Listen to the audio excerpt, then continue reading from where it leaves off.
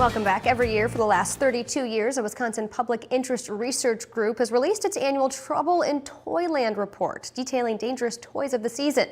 And joining us this morning to talk toy safety, Gunderson Health System Trauma and Injury Specialist Megan Anderson. Thanks for getting up with us this morning. Thank you. What are some of your main toy safety concerns this year? Well, we want to remind parents that if you're purchasing a bike or a scooter for your child, make sure you're also purchasing the safety equipment that goes with that, a helmet, elbow pads, knee pads, things like that.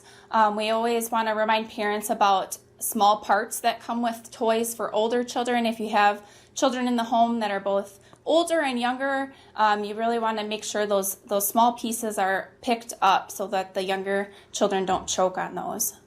Yeah, definitely a choking hazard is of safety concern. This year, that Trouble in Toyland report talked about lead, and it brought up fidget spinners, which are really popular this year.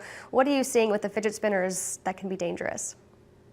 Well, I think the report talked about a couple of fidget spinners that are on the market that had potentially lead. I think those maybe were removed from the store that was selling them, but they're finding also that you have to be careful with things that you purchase online. You don't necessarily know recalls and toxic chemicals that could be in some of those toys that are purchased online.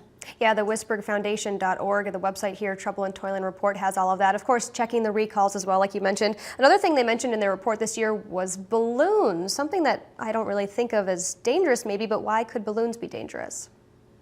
Yeah, they talked about balloons.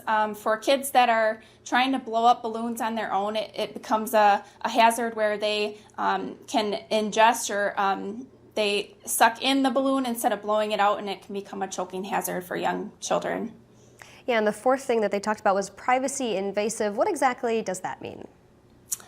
They talked about toys that can connect to the internet, so parents should just be careful and aware of toys that you're purchasing that could connect to the internet via like Bluetooth or a Wi-Fi connection that doesn't require a password. Potentially could be an issue.